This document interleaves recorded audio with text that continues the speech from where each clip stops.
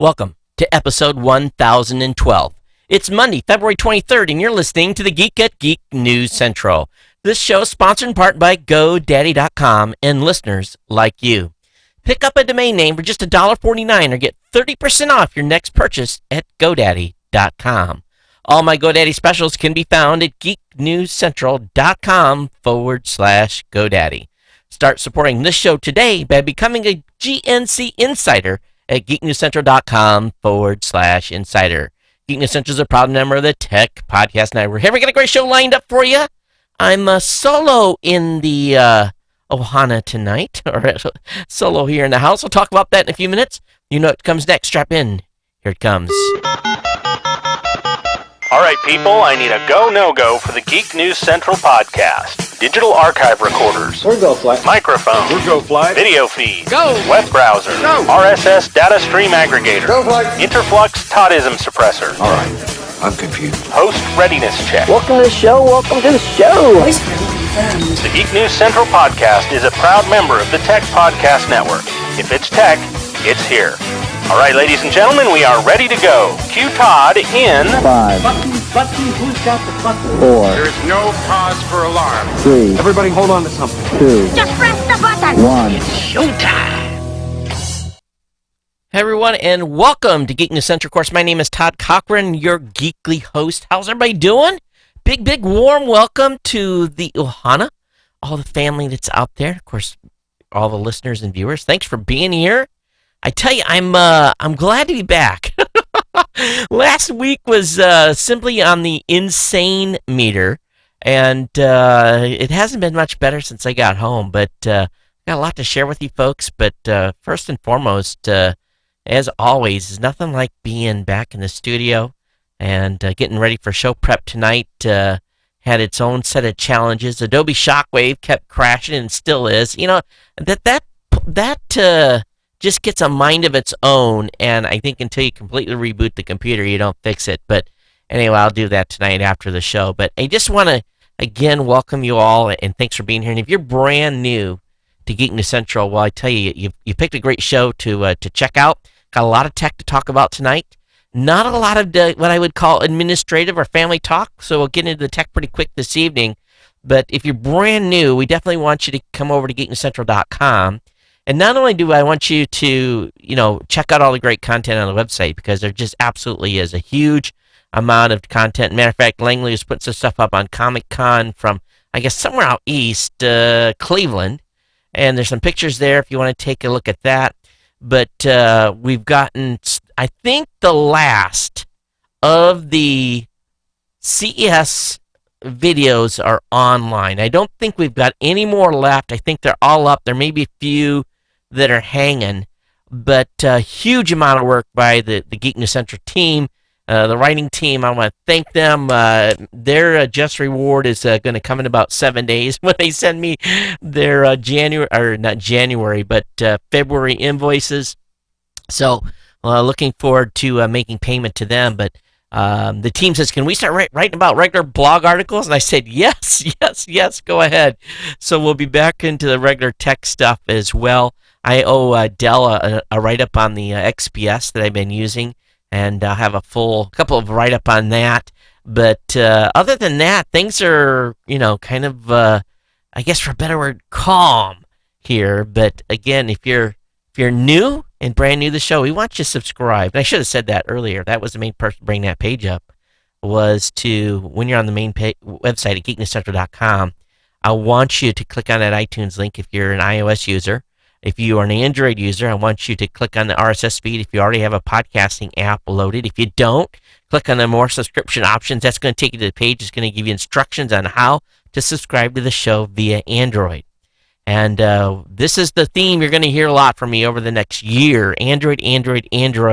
So if you have friends that have Android devices and you're an iOS user, I want you guys to help me. I want you to help me get these Android users engaged with this show, get subscribed, and you can point them over here, point them to that link on the website, get them so that they're listening and so that you have something to talk about together about the show. So we want the Ohana out there to go out there and spread the word to the Android users if you're an iOS user on how to do that.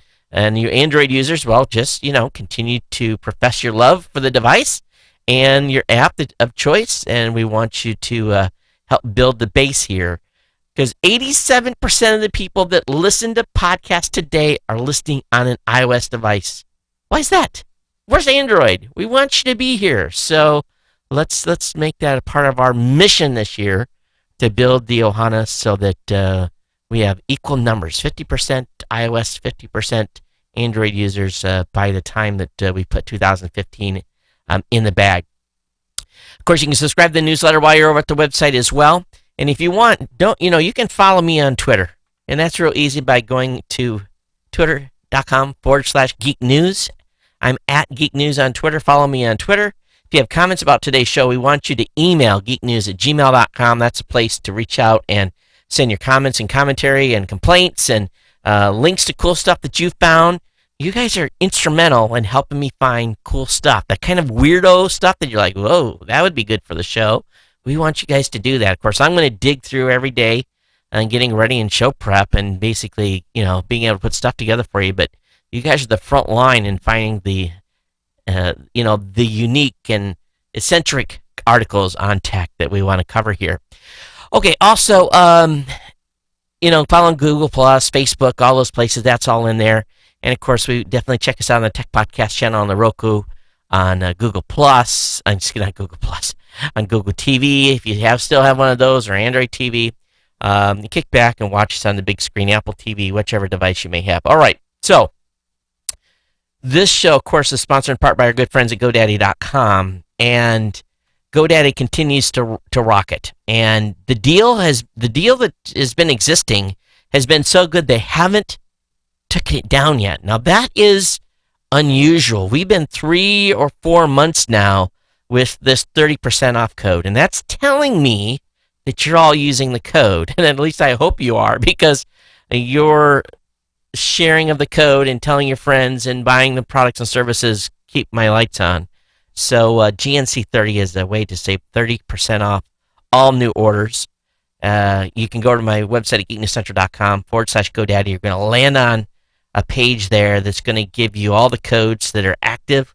Geek 149, get a .com for $1.49. Press 4, get $1 a month WordPress hosting with a free domain. Geeks 12, get $1 a month economy hosting with a free domain. There's links there with the features. Almost all these deal, you get a free domain. So even if you don't need a domain and you're picking up a hosting account, buy it, get the domain for free just because you can get one. And my domain count is like 257 or something like that. It's a little bit insane. I need to sell a few to cover the renewal fees for the other ones. But again, all those codes are at geeknewscentral.com/GoDaddy. And more importantly, if you just come over to the website and you land and you say, up there's that $1.49.com, all you do is click the banner and it's just going to take you over to GoDaddy. And it's going to lock you in. So shop smartly, folks, because what happens is if you get up like a hosting account or a server, use that GNC 30 code, you buy a domain, use the domain promo code, you can run a couple orders through.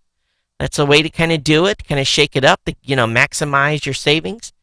And we want to thank GoDaddy for being a sponsor here at Geek News Central. Going on 10 years this coming July. Simply incredible. They've been here for every show, every month, every year of this show's existence. So, they keep us moving here. So thanks to GoDaddy for being a longtime sponsor of the show. Any of you watch the Daytona 500? I caught about 45 laps or something. And I think Danica finished 20th or something, but it was an exciting race at the end.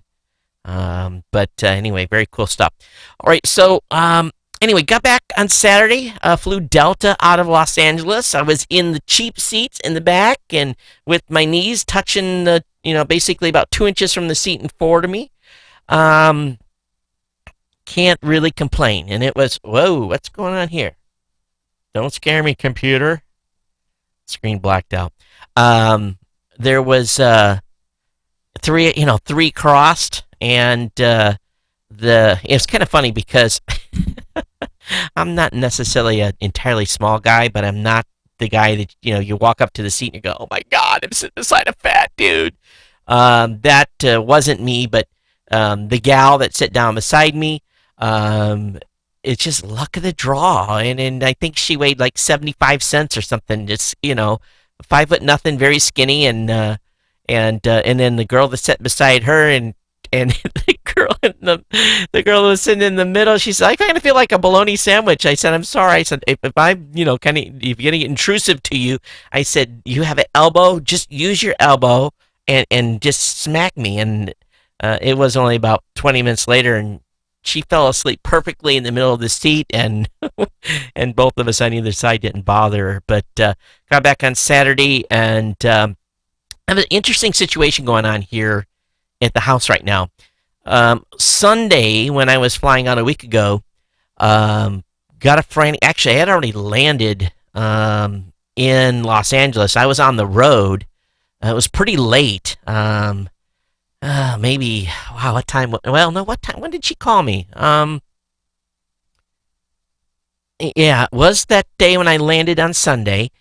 And a family friend here in Hawaii, her father had passed away back in Michigan, and she was trying to find my wife. She needed some help getting out of here. Now, long story short, my wife and my kids have been house sitting at her house in town, and they were gone all last week. They weren't here at the house. They come back and maybe watered the plants, and my daughter checked her rabbit and stuff, but there really has been no one here. So when I got home on Saturday, my wife says, "You want to stay at the friend's house?" I'm like, "Right, not really. I want to go home to my bed. I got stuff to do." So it's been quiet. We did some stuff Sunday. Had some stuff, family dinner to go to. This morning was kind of a weird morning. I won't go into that. But long story short, empty house, and it's been kind of weird. So anyway, they'll be back in the house on Friday, but kind of like almost batching it. I go see him, I go on the way into town and stuff. So it's not like we're apart, but it's just one of those interesting situations. She has like 2 dogs and 3 cats, and they have to be babysitted, I guess. It could have been babysitted here, but they wanted them babysitted there, so it's all right. I'm happy to do it for them. So anyway, that's what's going on. So I'm using the 1 plate, 1 fork, 1 knife, 1 spoon rule, 1 cup. You guys, when the wife's away, 1 plate, 1 fork, 1 knife, 1 spoon, and a cup. That's it. Everything else stays in the cupboard. You just recycle, wash, and that way you're not going to get in trouble when they get home and you have a whole bunch of dirty stuff. Okay, so piece of advice there. All right. So anyway, that just a little advice for me. So podcasting space, man, it's continues to be absolutely on fire right now. I mean, it's crazy. And it goes in like shockwaves. We had a big surge of business over the last 3 or 4 days, and of course, with that comes some tech support tickets. So it's been crazy. Taxes are off to the tax man. Yahoo! At least the corporate ones are. Personal ones aren't. I've got some stuff to get laser encoded for the 1000 show. I'm finally, the water's going down. I'm getting caught up, and that's it. So let's get into the tech stuff tonight. And again, I want to thank you all for being patient with me, and it's been good. It's been good to pace myself here a little bit. But Dale, hey Dale, thanks for being on tonight in the chat, and Jason as well. You guys, thanks for being up in the chat room tonight, and a little early start to the show. It's amazing when no one's around. I was actually ready to go at 7 tonight, which is incredible. All right, so let me go ahead and close that and make sure I got all this going on. I've got that done, so I can actually close. And stupid shockwaves crash. But I want to start out tonight with an article that is basically, this is the week. This is the week for the FCC. And some voting is going to go on. And with that, Etsy CEO has made an impassioned plea in support of the FCC's net neutrality proposal. Made a very long open letter, posted on the internet. Along with that, Twitter has as well. Google, on the other hand, is a little bit worried about some of the implications of some of the initial language that they saw. about some of the way the interconnection stuff is going to work. So they have some reservations in the Title II designation and some of the stuff that goes along with it. I think we all know already that it's going to be war. And no matter what happens, as soon as they vote, if it's voted for, there's going to be lawsuits galore. The conservative FCC commissioners are now asking the Chairman Wheeler to delay the net neutrality vote. They want him to, and basically what they've done is they've only released like 4 pages of highlights of the ruling. It's not legislation. 4 pages of the basically the new rules, but it's a 332-page document. So we've seen highlights of 4. That's everything else internally has been held by the FCC and the commissioners. So the vote, unless something drastic happens in the next couple of days, happens this coming Thursday. So we'll definitely talk about it on the show this coming Thursday. But the lines are drawn, and it's going to be curious to see how this all falls out, because again, even Google, in their warning the FCC, saying that some of their plans could help ISPs charge centers of web traffic, which is one of the big things that we've been talking about. And we don't want these toll trolls, right? We don't want the ISPs to be charging Google and to be charging us. We don't want them to be charging Netflix and charging us. Don't want them charging my company, Raw Voice, and, we don't want to have to pay to get through their toll gate. But they are worried that there's some language in there that could have some consequences. Now, we'll see where this leads. But Thursday's the day, and I foresee it passing, and then the lawyers will start ringing up dollars. And that's what it really is going to boil down to.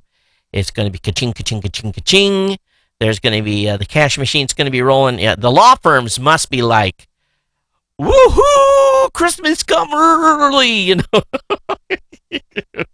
They really must be, because this is not this is going to go on for months and months and months. Someone's going to be able to someone's going to buy a new house, a new Lamborghini.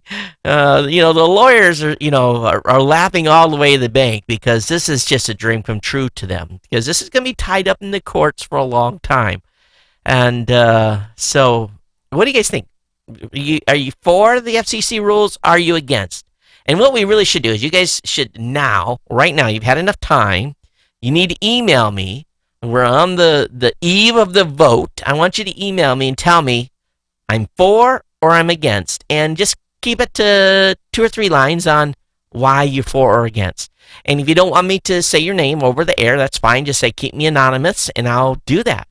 All right? But I want to hear where you guys are at.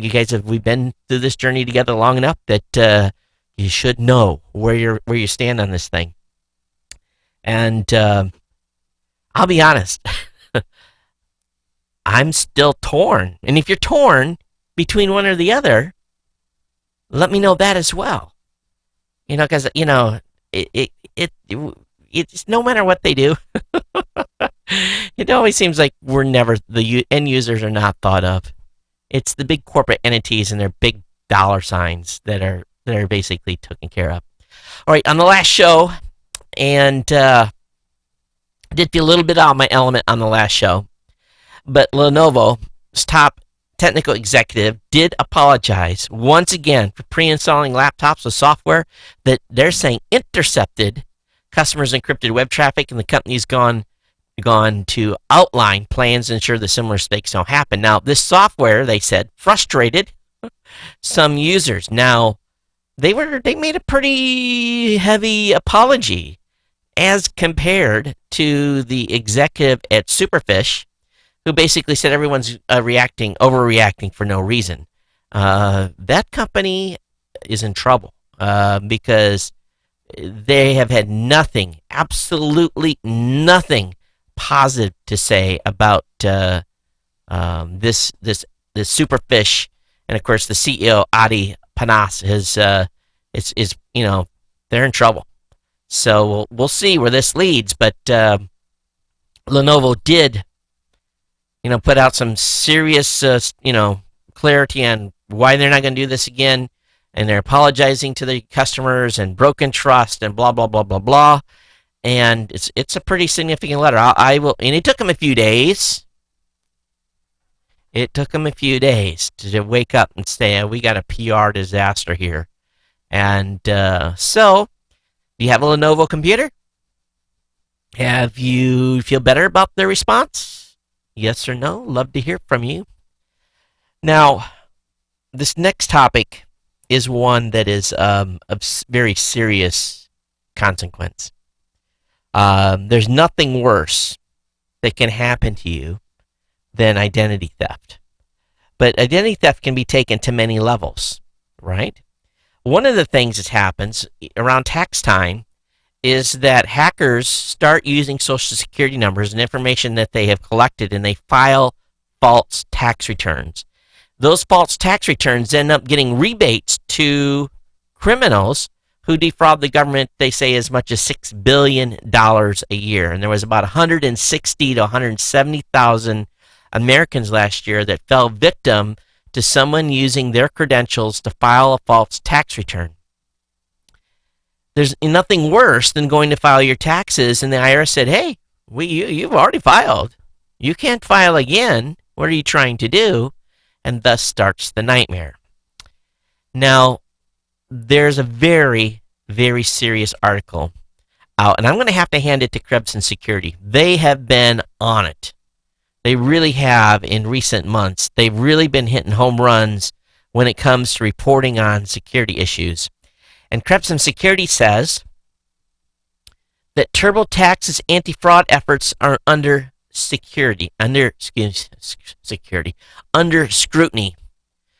Two former security employees at Intuit, the makers of the popular tax preparation software and service TurboTax, allege that the company has made millions of dollars knowingly processing state and federal tax refunds filed by cybercriminals.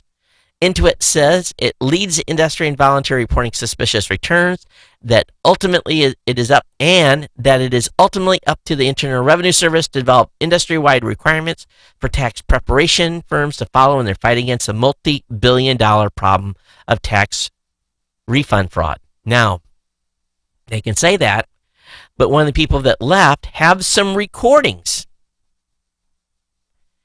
of some things that were said in some meetings. This is not good.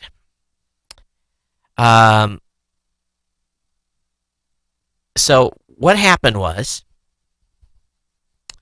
is that one of the security investigators recorded some stuff that was being talked about console, the lawyers at Intuit. And basically, she has filed, or one of the employees filed an official whistleblower complaint with the U.S. Securities and Exchange Commission. The recording is pretty damning. And they're like, well, we want to cover it. We want to be able to, protect people. And at the same time, that was kind of like weighing profits over reporting. And while I'm sure they're trying to do their best, in my opinion, based upon these rules, TurboTax and the rest of these groups have got some serious issues. And again, this is from this article, and in my opinion, H&R Block, TaxSlayer, Tax Act, all those folks that basically can go online and do a filing with, including TurboTax, are susceptible, in my opinion, to cyber criminals going on and using your identity to file a false tax return. Maybe they gained access to your account.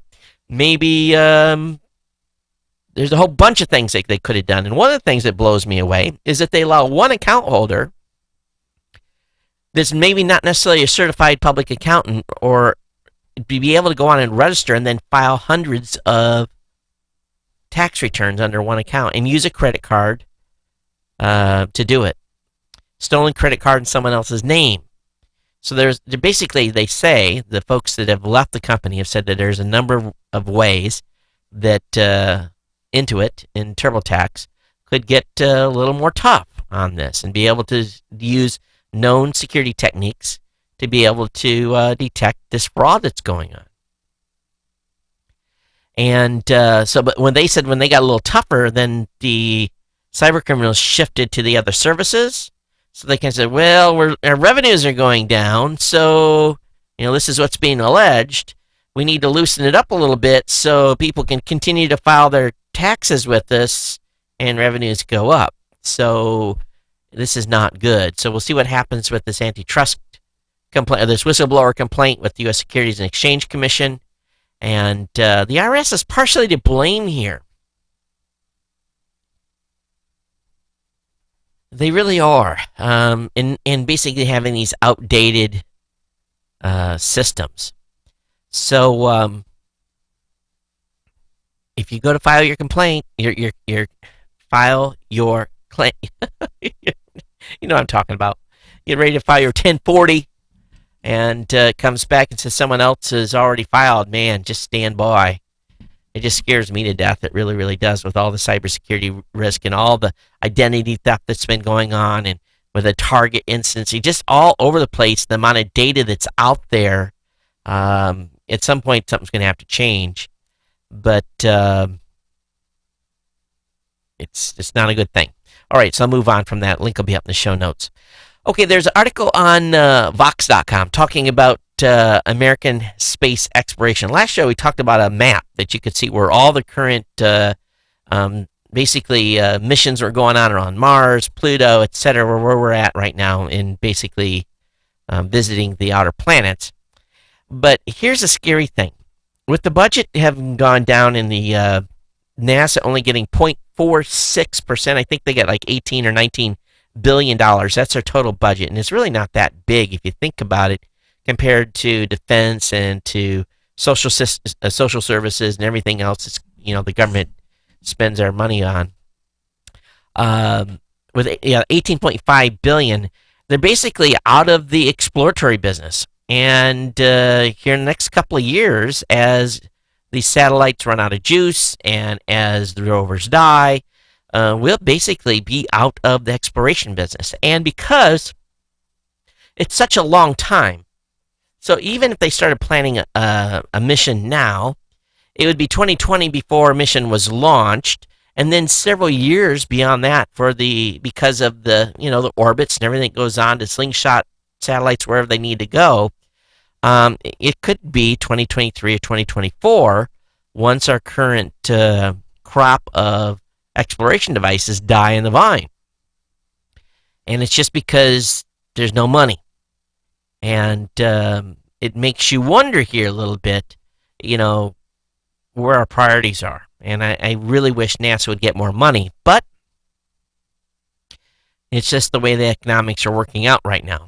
For NASA to send a person to Mars, that probably won't happen. I just don't see it happening, maybe even in my lifetime at this point, just because of the budget constraints. But there is a dark future for American space exploration, and they're saying that NASA's golden age is about to come to a thudding halt. So it's a stark reality to what's going on with space exploration, and a link will be up in the show notes for you to review. But closer to home, two X Prize rivals will share a trip to the moon. So just because the Google's Lunar X Prize is hotly contested doesn't mean that the competitors always have to beat each other's throats. So Astrobotic and Hakuto have announced a partnership that will have Hakuto's rover, Moonraker, and Tetris piggyback on Astrobotic's lander when it hopefully reaches the moon in the second half of 2016. The two sides are going to still compete when they touch down, but they're setting it up as a race.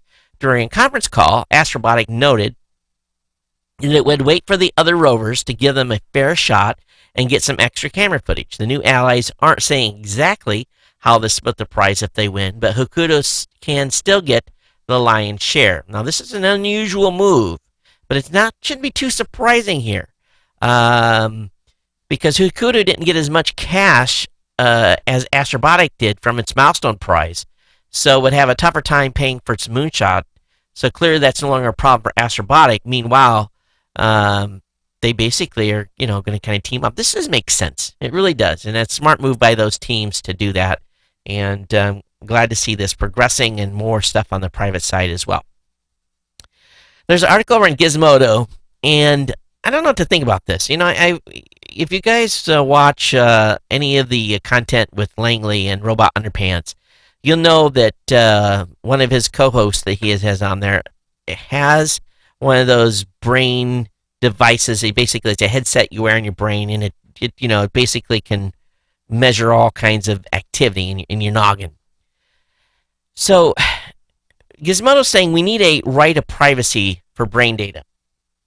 And what that really means is that they're worried as we move forward to fMRI that they feel that at some point it's going to be easier than ever to measure, interpret, and even reconstruct brain activity, including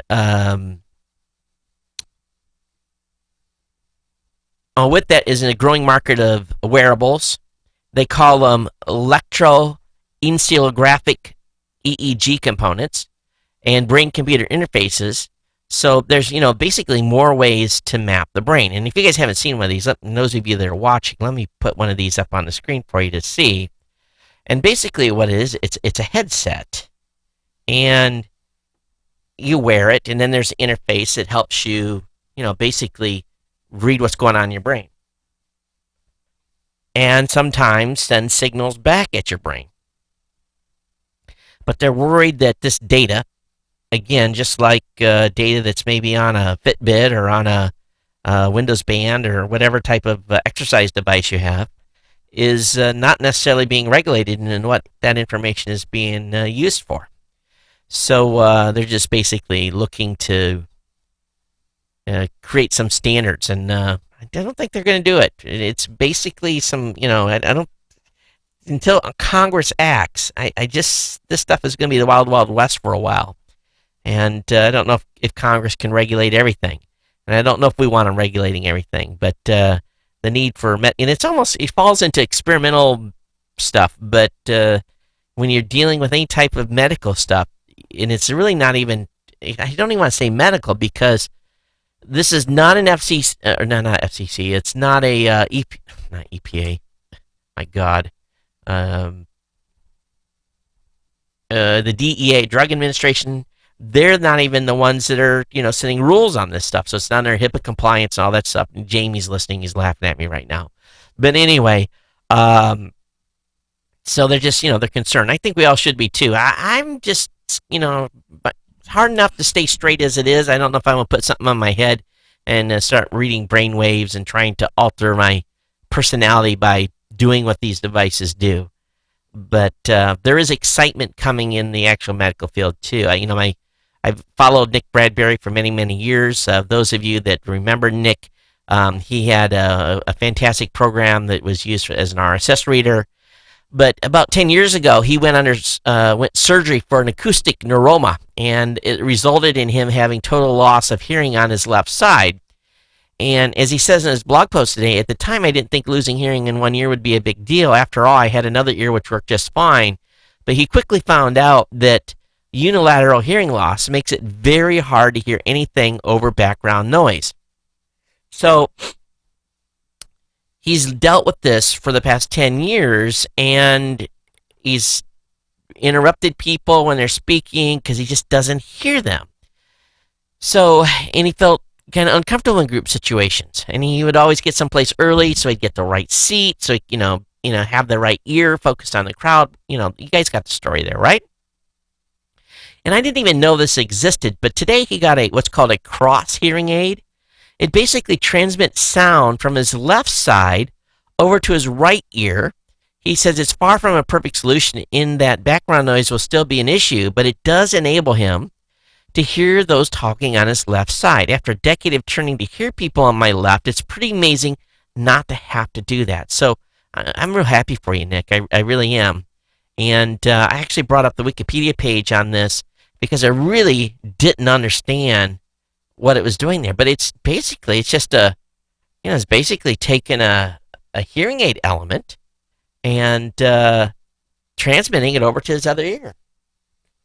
So this is smart. So it's called cross. Again, it's a contralateral routing of offside signal. Very, very, very cool stuff there. All right. Someone said Dale said in the chat room, he said, Johnny Mnemonic, wet jacking. Yeah. And then the reference there is, remember that movie where they wore the headset and they downloaded scenarios? And there was all kinds of, you could go in and basically buy whatever scenario you want and have it inject into your brain like it happened real time. What industry they'll be, selling that technology first. But anyway, congratulations to Nick on, in his being able to get that new device.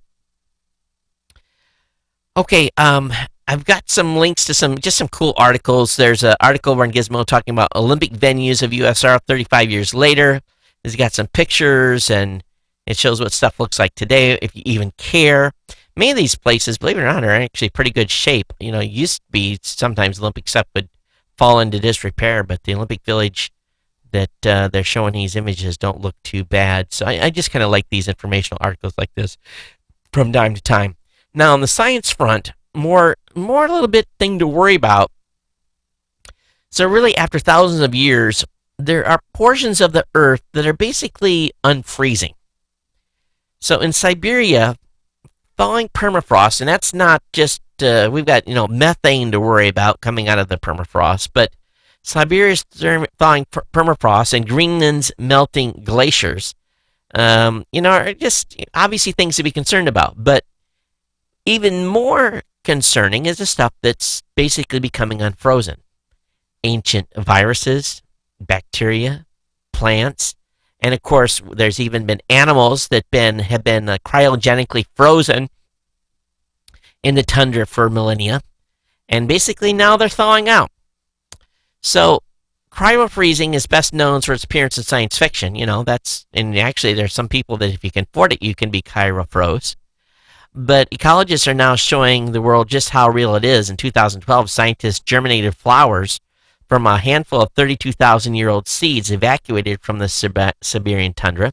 Last year, researchers hatched a 700-year-old eggs from the bottom of Minnesota Lake, while another team resurrected an Antarctic moss that had been frozen since the time of King Arthur.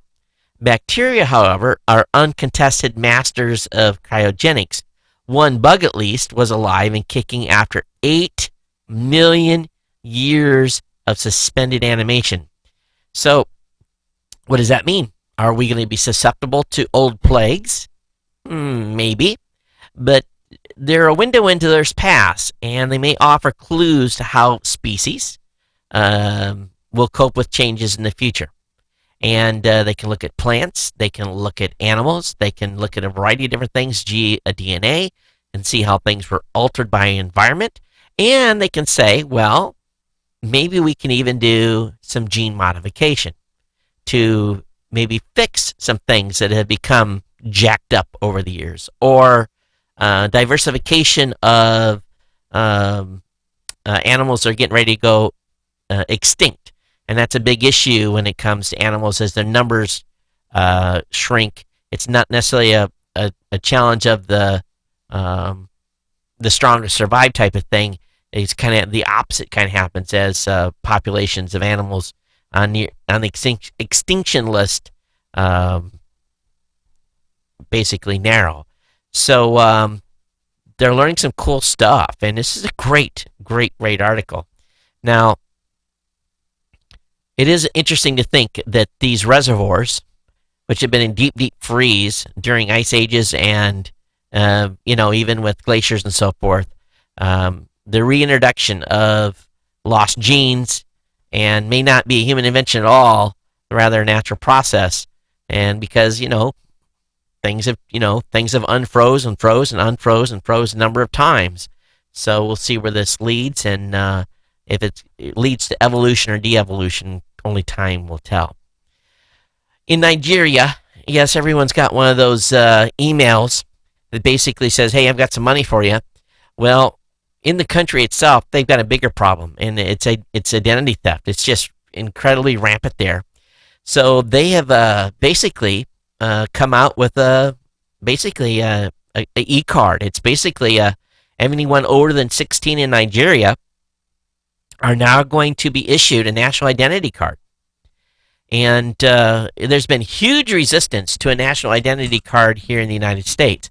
Personally, I don't fully understand why people have a big problem with the national identity card. I have had a, basically in my pocket, carried around for a 20, almost now 30 years, a identification card for the armed forces. When I was in active duty, I had a CAT card. Now that I'm retired, I have a retired, basically a retiree card, and that's an identification form that anyone that's in the military retiree has. Many of you have, I'm sure, have driver's license or some form of ID. So the idea that Nigeria, with its huge issues in identity theft and so forth, can get a national EID off the ground.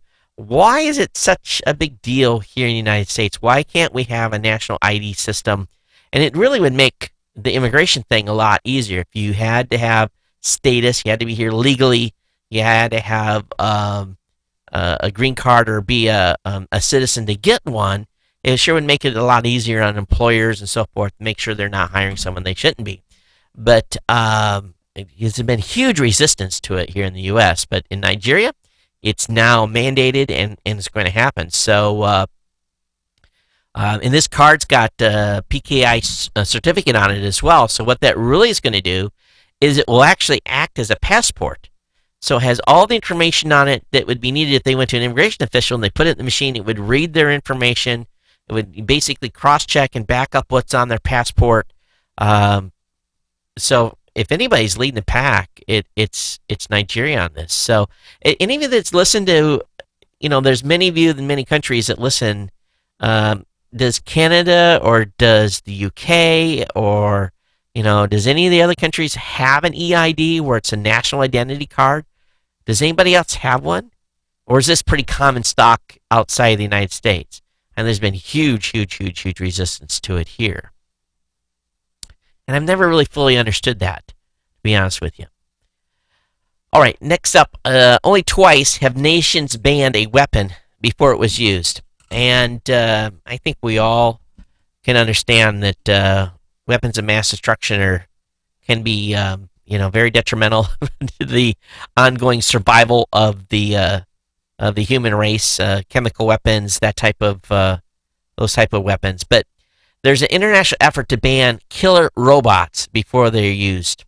China, Israel, Russia, the United Kingdom, and the United States are apparently developing precursory technology, in other words, fully autonomous weapons, in the form of a robot. It's okay. So what happens when these robots become self-aware? All right, we know where we're going there. But already military robots are saving many service members' lives, for example, by neutralizing and improvised explosive devices in Afghanistan and Iraq. Remember, there's still guys in IUD, hunter killer vehicles out there looking for those IUDs. They may roll a robot up and blow it, but there's still men and women that are out actually looking for those things. The more capabilities military robots have, the more we can keep soldiers from harm. I agree with that. But they also may be able to complete full missions at some point. So we'll see where this is. But there is a effort afoot to ban, I guess it would be offensive weapons when they were automated. So, it doesn't mean that if I'm running a remote control and controlling a robot that's autonomous. Not really. Just kind of like a drone. A guy sits in a trailer and drives a drone. So technically the drone's a robot. I think they have to be referring to fully autonomous. Yeah, fully autonomous weapons is what they are kind of referring to here. But anyway, what do you guys think about that? I don't think you can stop some countries from doing this. I really don't. I don't see that happening. The military industrial machine is pretty powerful. It truly is. Hey, switching topics here. Chrome warns users of a devious software that could impact Google. Well, basically, there's a new alert that appears in Chrome before users reach sites likely to serve up software that silently change the browser's home page. So again, this is an early warning system that's been added to Chrome that pops up when a user tries to access a website that search giant suspects will try to dupe its users into downloading underhanded software. The new alert pops up in Chrome when a user aims the browser at a suspect site, but before the domain is displayed. The site ahead contains basically it says the site ahead contains harmful programs. The warning states Google emphasized tricksters that harm your browsing experience and cited that those that silently change the homepage or drop unwanted ads onto pages in the warning's text. So this is kind of an interesting move by them, and I just wonder how they're going to determine who has a bad site. Now, the browser's malware blocking is well known already, and it comes from Google's Safe Browsing API, and Apple Safari and Mozilla Firefox are also part of that that service offering. So this is something new coming to Chrome as basically analyzed by the folks at Google. Over on Ars Technica, there is an extraordinary back and forth. You guys got to read this. You have to read this. So a Yahoo executive went mano a mano with an NSA director over crypto backdoors. It's an exchange that was tenuous at best, and I can tell that the conversation probably was very uncomfortable for the government representative. And this exchange occurred Monday at the Cybersecurity for a New America conference in Washington, D.C. And you have to read this post, because basically what the Yahoo exec said is, if we're going to give America a backdoor into crypto technology, in other words, encrypted pages, encrypted phones, blah, blah, blah, are we going to have to do the same thing for Russia and China, French, Saudi, Israeli? Do we have to do the same for them when they request it? So this is the thing that was really got the tensions, and it really kind of like where people, I'm sure, started tap dancing a little bit. He says, and this is after part of the exchange, he says, we'll have to agree to disagree on that. And again, I'm taking this midway through the conversation. But this is the thing that made me go, woo! So if we're going to build defects / backdoors or golden master keys for the U.S. government, do you believe we should do so? If we... let's screw this up. So if we're going to build defects, backdoors, or golden master keys for the U.S. government, do you believe we should do so for Chinese government, the Russian government, the Saudi Arabian government, the Israeli government, the French government? Which of these countries should we give backdoors to? And the government representative kind of hem-hawed a little bit. He says, well, do you believe we should build backdoors for other countries? Oh, boy, it's a good one. I'm going to tell you, this is a good one. And,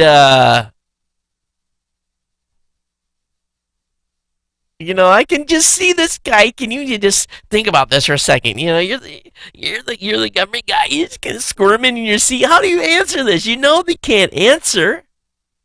What they want to say, but they can't say is no. But we want our cake. Oh man, it's good. I'm going to tell you, it's good. But it's a conversation. As much as we, you have to look at this from two sides, And I know, there's been a lot of discussion over the past 18 months about everything it's been, been talked about on television and in the newspapers and stuff.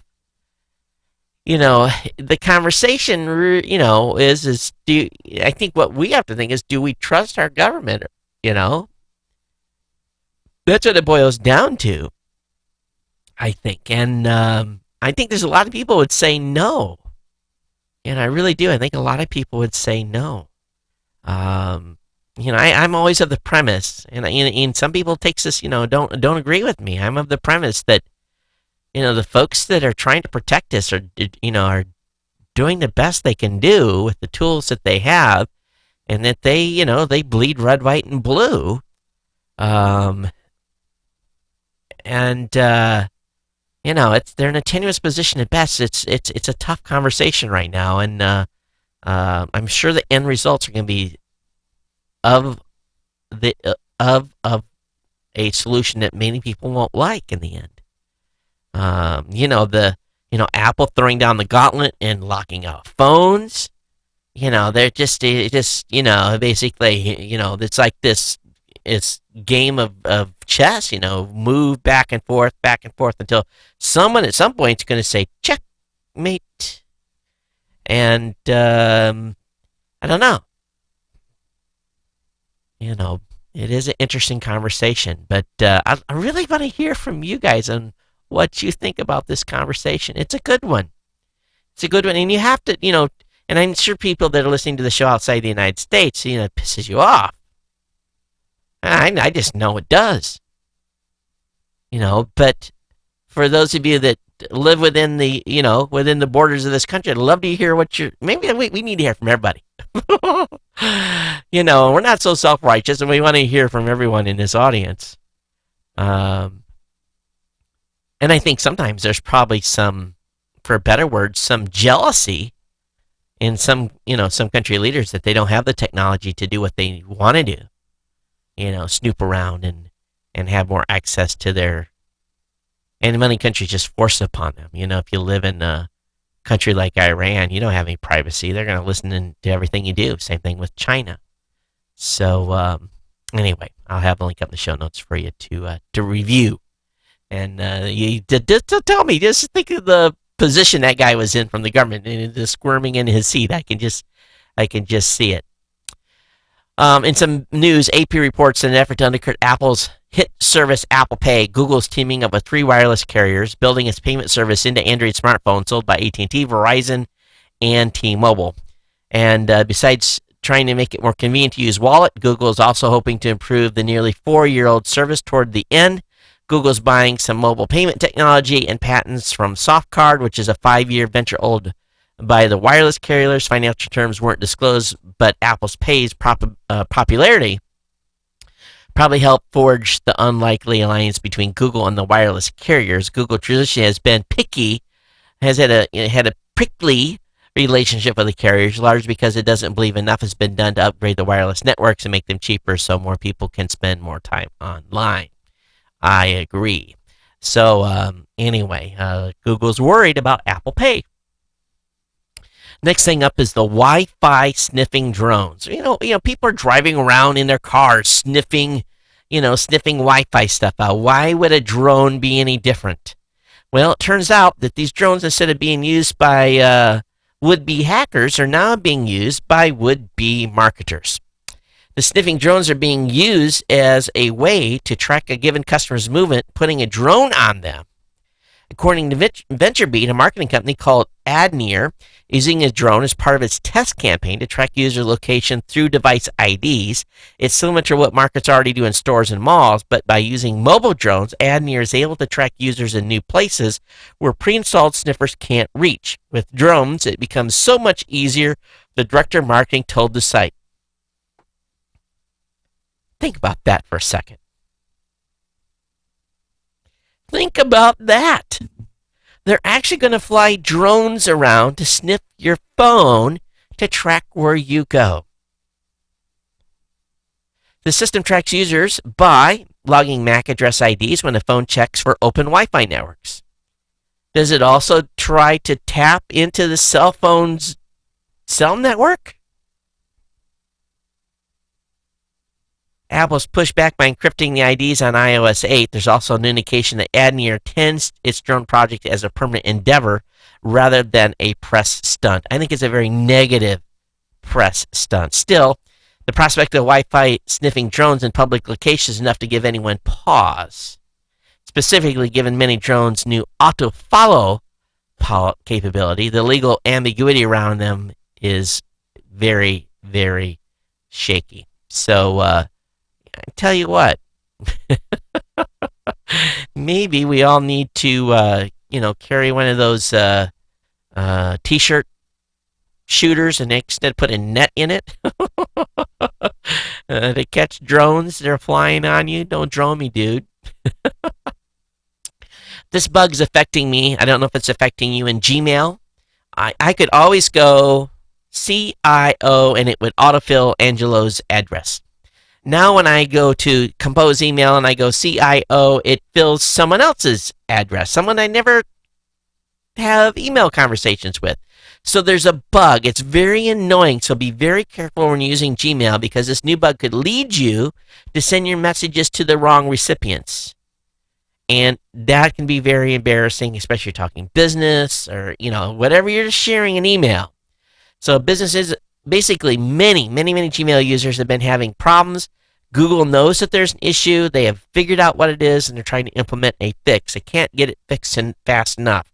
I've had the issue for about 5 or maybe 6 days already. It is driving me crazy because I have to triple check every time or type a little bit further than I normally do to get the autofill. And but be aware out there that Gmail's got a bug, okay? Okay, did I just close a browser window? I think I did. When Stephen Hawking talks, people really listen and report on him. Well, he made a speech a couple days ago, and basically he was asked, what's the biggest risk to the human race? And he says it's our aggression. Well, that's pretty true. We're pretty aggressive. He says if he could do anything about the human species, he would make us less aggressive, and he would make us more empathetic. I think that's a good goal. It's, obviously he's, his ideas is we're going to end up nuking each other. That's his thought process. But let's be honest. I don't think you're ever going to be able to change the aggressiveness of human nature. I don't know. Will we ever get past that? I don't know. Okay, so new selfies from space. Astronauts walking on basically an outdoor jaunt outside the International Space Station snap some selfies. As selfies go, it's a pretty cool one. So astronaut Butch Wilmore got himself a selfie, and he joins the astronaut selfie crowd. So, they've been doing selfies in space for a long, long time, before it was called a selfie. Oh, also Twitter. Let's see here. I had talked about Twitter and the FCC earlier. I've got the article here. I'll put it up closer to the beginning and have it in the show notes. Also, FDA has authorized 23andMe. Remember we talked about them some time ago to market health-related genetic testing? At long last, the FDA has authorized 23andMe to market health-related genetic testing. It's good news, but the impact of this is minimal for the time being. This specific authorization is for analysis of a single disease, but this is an important first step, paves the way for the full suite of DNA analysis to return to the Mountain View-based genetics company. If you remember, back in 2013, 23andMe halted its analysis of health-related genetic markers. This came after the FDA demanded that 23andMe cease marketing its health-focused DNA analysis. Since then, new customers have been able to receive their own raw genetic data, but 23andMe was largely forced to limit its analysis to the topic of ancestry. So, which is the actual test that they are being approved for? Let's see here. Does it say? I'm looking here through the article. I don't know which genetic test, but this is huge. This is big, that you're going to be able to get this. And I think as they grow their number of tests, they'll become more popular. If they had, if you could look at, certain markers in your DNA that made you more susceptible to one type of a disease or another, or more prone to cancer, you could really take a major change in your lifestyle to kind of prevent that. Hey, if you've got an iPhone 6 and an iPhone 6 Plus, the Mophie juice pack is available for the Plus now, and this is to me is I'm I'm a power hog. So when I see that the Mophie Juice Pack Plus is available for the iPhone 6 Plus, I'm like, wahoo! And so I am going to be definitely ordering one of these. It'll give you 60% extra battery. So and the iPhone 6 will give you 120%, but 60% is, that to me is about exactly what I need. Because oftentimes, you guys think this is crazy. My phone by about 4 or 5 o'clock in the afternoon is like, pow, it's finished. So the juice pack for the iPhone 6 is available for $119.95. How much is the Plus? How much is Plus? Maybe they're both the same price. The juice pack pass-through headphone adapter and micro USB cable are included in the retail package. That's the only thing that sucks is on the current case I have, I can plug in a regular headphone jack into it. Well, this article on AndroidHeadlines.com refused to load. Something about Verizon announcing Samsung Galaxy Core Prime available on February 26th. The article would never load in my browser, so it's I'll pass on that. Also, if you're a Mac user, the Ultra Premium Mac Bundle, 8 award-winning Mac apps, screen full of things, and data rescue for 91% off. It's a $44 value. You get it's a $469 value that you get for $44. Link will be up in the show notes on that. Also, Gizmodo's got a great article about how creeps will use the internet to break into your home. Got a pretty detailed article, and basically what it is we're all going to have a bigger attack surface. In other words, our washer and dryer is going to be connected to that. Our refrigerator is. Multiple devices, even lights in the house, are going to be connected to the, everything is about net connectivity. And hackers are going to find ways in, and it's going to be vulnerable because a lot of these products are not designed with a lot of security in mind. So keep that, watch as you're buying connected devices and ask the questions about their security. Big lawsuit today. Astrosurfing leads to a $20 billion Comcast discrimination suit. Now, Comcast has basically been throwing money at minorities and other groups, then having those groups parrot support for the company's latest ambitions. Be that getting a merger approved or fighting net neutrality rules, the Comcast merger has been no exception, and they want fun. So basically, they've been giving money to groups. If the group would issue a statement saying its merger is a massive boon to the minority company, the community that they're supporting. So they've been sued for $20 billion. One of the principals included is Al Sharpton. He's been used to farm artificial support for policies that actually harm minority communities, according to the lawsuit. So anyway, $20 billion. Someone was saying today that Al Sharpton was fired from SNBC, but I don't think so. Don't think that was the case. I think it was just a lawsuit. Okay, last couple of articles here today. The big trial in Silicon Valley is going to start. Reddit CEO Alan Powell is taking on former VC firm in gender discrimination case, and this is going to be an ugly one. It's going to be a month of dirt, and more dirt, and some reputations are going to get ruined. It's not going to be pretty, but we'll definitely be talking about it here on the show over the next month. Also, some articles have come to light of talking about folks that are rich who are using pirated software. That kind of irks me a lot, because I pay for every piece of software I use in the studio. Okay, I'll admit, when I was many, many, many, many years ago, before I was doing this show, that I may have grabbed a pirated piece of software and tried it a few times, but there was always issues. So I've paid for software for many, many, many years, and to hear about people that got big cash flow, folks that have deep wallets, being interviewed, and they're being shown off their software interfaces, and it's showing clearly they're running hack software. There's just something wrong with that, and I hope the companies go after these guys in a big way, and because it's just not cool. It really isn't, and I don't get it. I don't get the reason for pirating software. It's how software, expands. I think all those companies understand when people don't have any money and they want to try a product and they're poor. That is some piracy that I think all companies expect to have. But at the same point, when someone's got a business or a company or they have employees, you have to pay for the software. You can't be running freebie stuff that you've downloaded that's been for a better word, jailbroke by some hacking community. So just amazing. So our link will be up there on the show notes. A crackdown on drones go local. The federal government isn't the only entity seeking to rein in drones. Since 2012, 15 states have enacted laws restricting drones in some way, according to data from the National Conference of State Legislatures. And if New York City Council member Dan Gardenick has his way, drones will be banned in the Big Apple, except for police with a warrant as soon as this year. And they're one of many cities trying to ban drone usage. So you drone users out there, protect your rights. Make sure you call your legislatures and fight for your rights.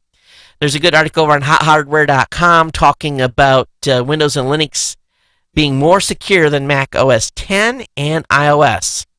Currently, according to GFI, OS X took top honors with 147 vulnerabilities, 64 of which are labeled as high risk.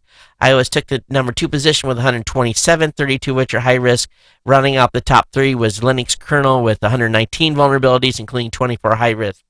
Believe it or not, Windows 7, 36 with 25 high risk. Windows 8, 36 with 24 high risk. Windows 8.1, 36 and 24. Vista 34 and 33. Microsoft Windows RT 30 and 22. But Apple Mac OS X, Apple iOS, Linux kernel, all had security vulnerabilities well over 100 with very high numbers of security risks. So, if you're using a Mac, better be running some antivirus and malware software on there, okay? All right, final article of the night. You remember the $1 Million Man? He had the bionic eye. Well, the first man, Alan Zidred, 68, hasn't laid eyes on his wife or grandchildren in more than a decade. Here recently, he was operated on and fitted with a bionic eye, and for the first time in 10 years, he was able to partially view his wife and grandchildren in a rudimentary fashion, but he is the receiver of the very first bionic eye. When you watch the video, I'm going to tell you there's some pictures of the operation. That's a little bit weird, but congratulations to this guy, and this is just the first step of where we could be going in prosthetics for the vision impaired. Okay, so what's next? Let me look at my time. I'm doing okay to a certain extent, but I do have to thank our insiders tonight, and that wraps up our regular content tonight. We want you to email if you have any thoughts about the show. And why aren't you? This computer needs to be rebooted. It is like running very slow to load. And let me go down here to the right email address. Oh, come on. I really don't have that much going on. There must be a hung process or something. All right, so what I want to do is I'm going to read off a bunch of names. And I just want to thank people that are insiders. I want to thank Curtis. Oh, come on, step up. Oh, now Mozilla is saying I'm not responding. So let's give it a second here it's probably caching. This machine has got like an ungodly amount of RAM in it. Okay, now we're going to do it. All right, so I want to thank Curtis for his donation. I want to thank Michael. I want to thank David. I want to thank Todd, of course. I want to thank Andy. I want to thank Michael. I want to thank Deborah. I want to thank Michael. A couple of Michaels there. I want to thank Gary. I want to thank Ken.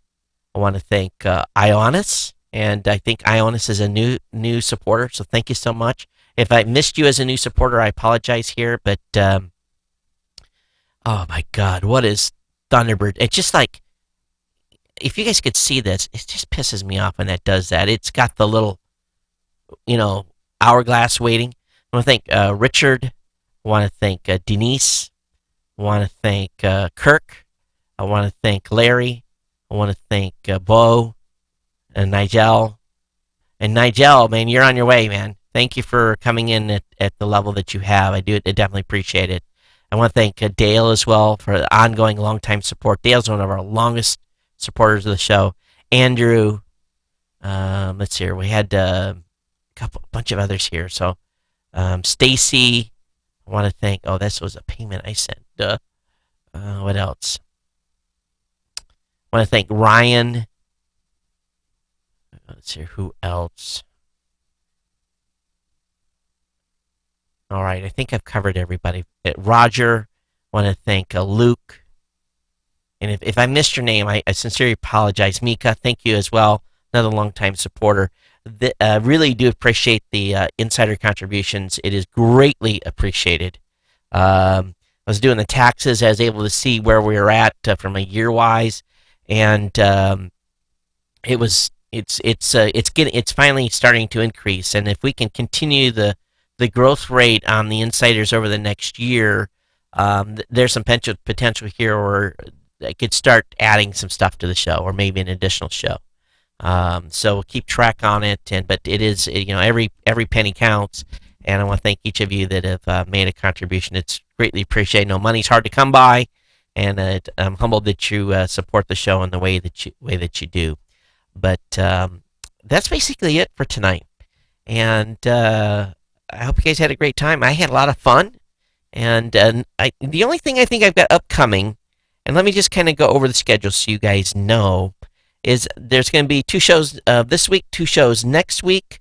I do have to go to Phoenix for 1 day, but I think what I'm going to do is Don Bain, the Gadget Professor, is in Scottsdale, so I'm probably going to hang out with Don, and maybe I'll do a little behind the scenes on Don's studio and bring that to you as an episode in substitute of the March 9th show. So be a little tour of Don's studio so you guys can kind of see what he's got going on. But I think Don and I are going to try to hook up Monday the 9th. So, and I fly back here on Tuesday. But just a down and back real quick. But other than that, then I think I'm here. I do have a trip to the East Coast late in March, but those shows will be done in those locations. And the other thing really big coming up, where I won't be doing show more than likely, is during NAB in April. But other than that, I'm here and going to crank these babies out. Thanks for your continued support, and look forward to seeing you guys on Thursday. Everyone, take care. We'll see you next time. Aloha.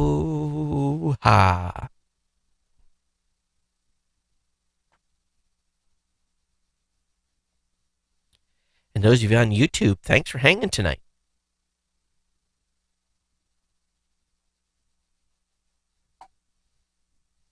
And YouTube's going bye-bye. See you later.